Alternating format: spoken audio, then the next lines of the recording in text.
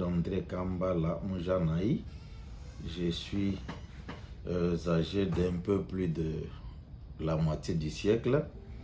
Je suis licencié en lettres à l'Institut supérieur pédagogique de Kananga. Le 10 février 2002, j'ai intégré la Radio Okapi. Je suis journaliste, présentateur et j'ai exercé aussi le métier de secrétaire de rédaction mais de manière officieuse, quoi.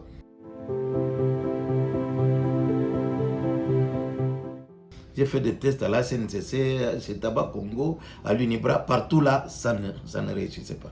Pouf, coup sur coup, quand j'ai présenté les concours à la MONUC, j'ai satisfait. Ça, c'est vraiment d'abord le premier moment qui m'a délité, si vous voulez. Le fait de participer, d'être dans cette émission, ça m'a permis aussi de visiter plus de 4 pays en dehors de la RDC.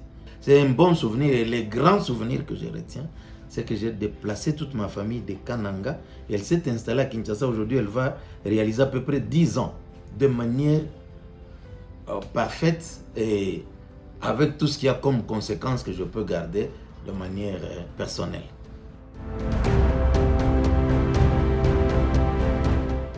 Maintenant que la MONUSCO est en train de partir, mes regrets, c'est que en intégrant la mission, j'étais déjà assistant d'université.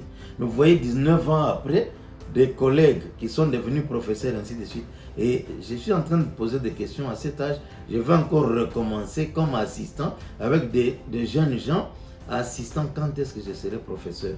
Donc, dire regret, je ne sais pas. Ce n'est pas tellement le regret. Le regret, oui, parce que je suis né avec la faculté d'enseignant. Donc, je suis enseignant. Et je sens que j'ai reculé. Mais de manière générale, je ne regrette pas. On va surtout s'orienter vers la politique. Donc je termine ma vie dans la politique. J'ai le goût de la littérature, le goût des lettres, ce qui a fait que j'ai beaucoup écrit, mais de manière inédite. C'est ainsi que j'ai monté cette collection, la collection Méditation du 7e jour. Et j'ai commencé à écrire depuis le mois d'avril. Je suis aujourd'hui à la 8e, je crois, brochure.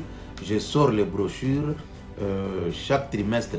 Donc, je suis en train de faire ça. Mais de l'autre côté, j'ai aussi beaucoup de romans sur chantier.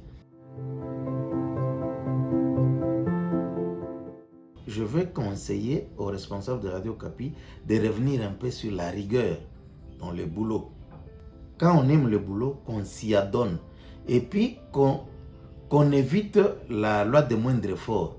Il faut aussi qu'au départ de la mission, que la RDC gagne aussi un média comme Radio Okapi qui sera le fruit des gens qui auront travaillé sur Radio Okapi. Ça, c'était mon projet. Si j'allais jusqu'à la fin de la mission, peut-être j'aurais commandé le matériel de la mission pour travailler. Mais comme je laisse la mission au milieu, c'est un conseil que je donne aux gens qui vont continuer.